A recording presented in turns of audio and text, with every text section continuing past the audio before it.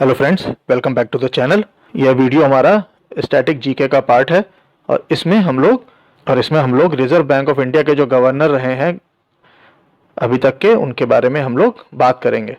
तो reserve bank of India जो है वो भारत का सेंट्रल बैंकिंग इंस्टीट्यूशन है जो कि भारत की मॉनेटरी पॉलिसीज को गवर्न करता है और इंडियन रूपी को भी कंट्रोल करता है।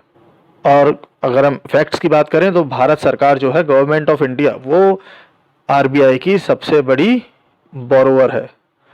सबसे ज़्यादा पैसा उधार आरबीआई ने गवर्नमेंट ऑफ इंडिया को ही दे रखा है और वो ऑब्वियस सी बात है, हर देश में ऐसा ही होता है क्योंकि मॉनेटरी पॉलिसी को गवर्न करता है आरबीआई, वो ही सरकार को पैसा देता है। ये इस्टेब्लिश हुआ था हिल्टन यंग कमीशन के रिकमेंडेशन पे 1 अप्रैल 1935 में अंडर आरबीआई एक्ट 1934। तो चलिए देखते हैं आरबीआई गवर्नर ऑफ इंडिया कौन कौन रहे हैं। पहले थे सर ऑसबॉर्न स्मिथ। इनका कार्यकाल था अप्रैल 1935 से जून 30 1937 तक। अगले थे, वो भी अंग्रेज ही थे, सर जेम्स ब्रेड टेलर। ये जुलाई 1 1937 से लेकर 1943 तक इनका कार्यकाल रहा।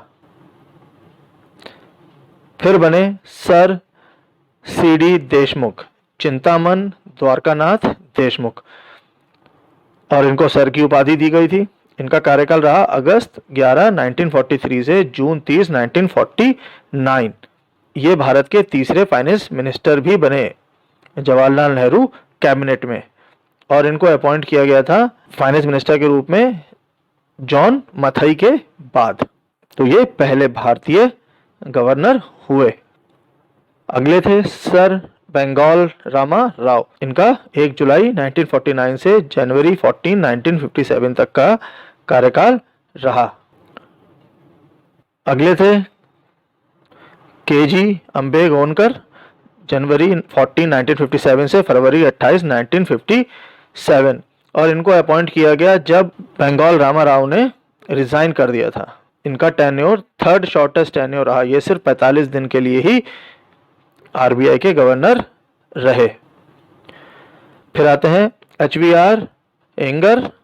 ये मार्च 1 1957 से फरवरी 28 1962 तक आरबीआई के गवर्नर रहे। इनका पूरा नाम था हरारवू वेंकटा नरसिंगा विरादा राज अयंगर, और ये पद्म भूषण इनको मिला था 1962 में, और गवर्नर बनने से पहले ये एसबीआई के चेयरमैन थे।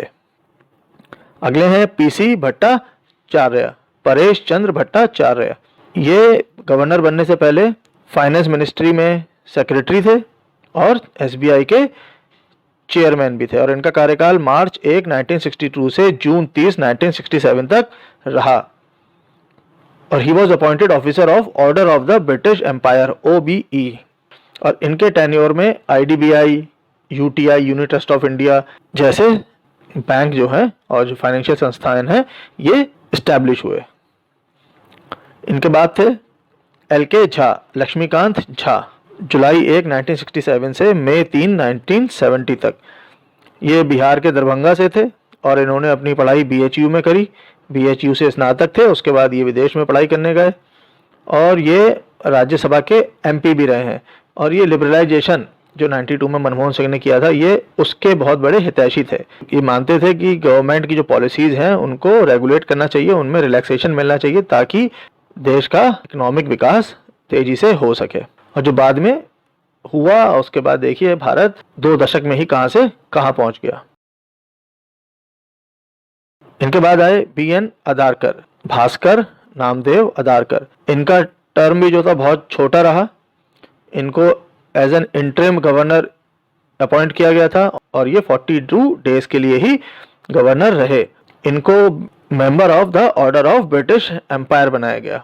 इन्होंने हेल्थ इंश्योरेंस स्कीम, जो इंडस्ट्रियल लेबर हैं उनकी हेल्थ इंश्योरेंस स्कीम के लिए काफ़ी काम किया। इसके बाद आते हैं S जगन्नाथ, सरुक्कई जगन्नाथ। वो एक सिविल सर्वेंट थे आरबीआई गवर्नर बनने से पहले, और वो इंडिया के एग्जीक्यूटिव डायरेक्टर थे वर्ल्ड बैंक में। इनका टेन्योर रहा जून 16 1970 से मई 19 1975 तक। और इनके टेन्योर में ही 20 और 50 के नोट इंट्रोड्यूस हुए और ये भारत के एग्जीक्यूटिव डायरेक्टर भी रहे IMF में, इंटरनेशनल मॉनेटरी फंड में। इसके बाद आते हैं NC सेन गुप्ता, निर्मल चंद्र सेन गुप्ता। ये भी इंटरिम गवर्नर ही बने थे, ये भी इंटरिम गवर्नर ही थे जब तक कि KR पुरी को गवर्नर अपॉइंट किया गया। और इनके सिग्नेचर आपको सिर्फ 1000 रुपए के नोट पे ही मिलेंगे, वो भी जो पुराने 1000 के नोट थे जो बंद हो गए थे, उस समय की बात है। तो इनके सिग्नेचर वाले नोट काफी रेयर हैं। इसके बाद जैसा बताया कि KR पुरी के आने के बाद NC सेन गुप्ता हट गए थे, तो KR पुरी का टेन्योर था अगस्त 20, 1975 से लेके मई 2, 1977 तक का। इससे पहले ये मैनेजिंग डायरेक्टर थे LIC के और इनके सिग्नेचर वाले नोट 1000 रुपए वाले, NC सेन गुप्ता के बाद इनके 1000 वाले नोट पे भी इनके भी सिग्नेचर थे जो कि डिसकंटिन्यू कर दिए गए थे 1978 में।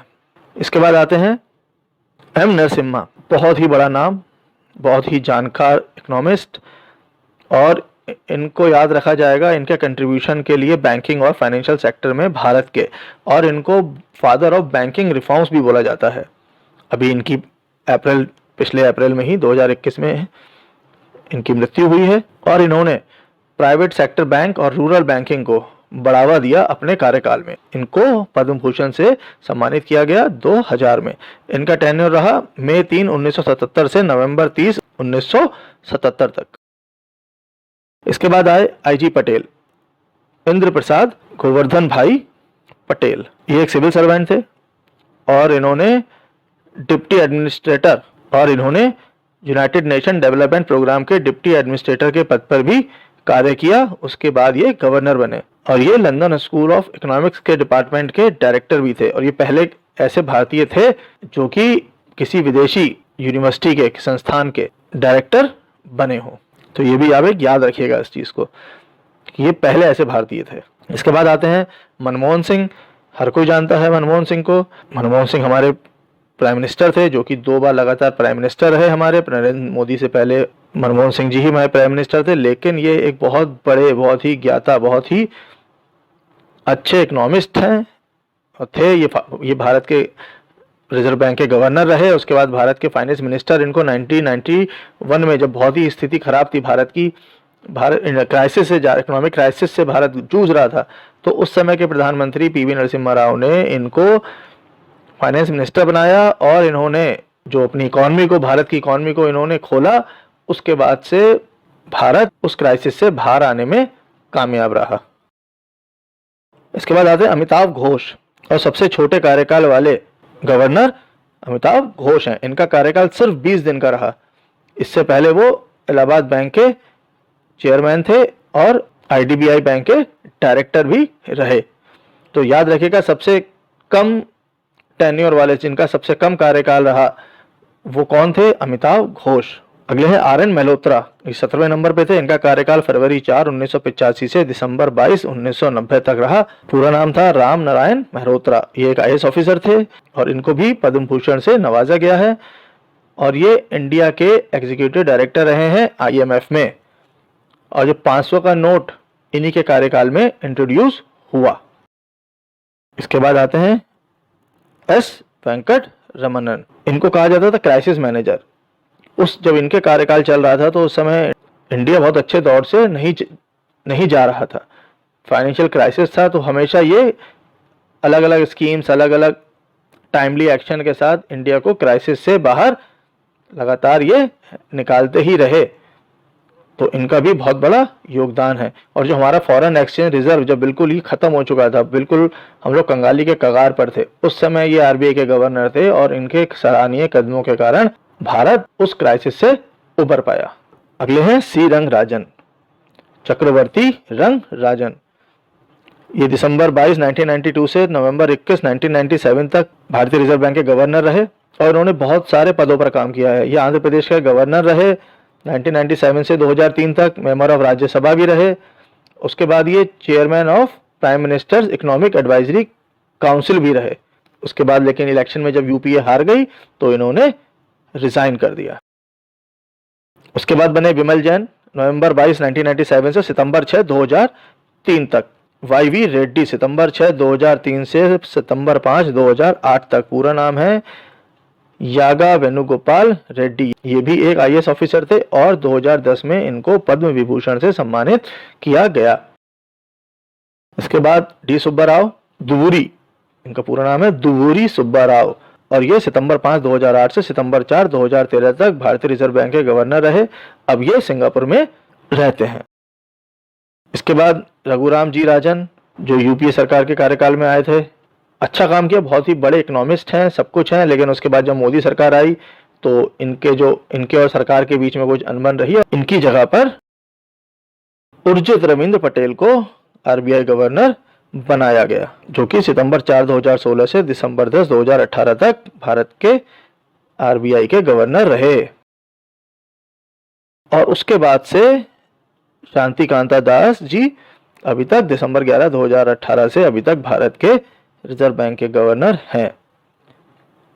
तो दोस्तों, इसको आप याद रख लीजिए। इसमें ज़्यादातर जो सवाल आएंगे आपके करंट वालों के आते हैं, और जो जिनका शॉर्टेस्ट स्पैन रहा, जिनका कार्यकाल सबसे कम रहा, उनके सवाल आएंगे।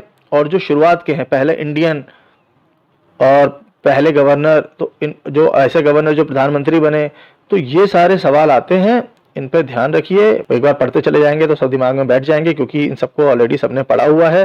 तो उम्मीद करते हैं ये वीडियो भी आप लोगों को पसंद आया होगा। नेक्स्ट वीडियो में स्टैटिक जीके के हम लोग किसी दूसरे टॉपिक को पकड़ेंगे, किसी दूसरे टॉपिक पर चर्चा करेंगे। तब तक के लिए थैंक यू।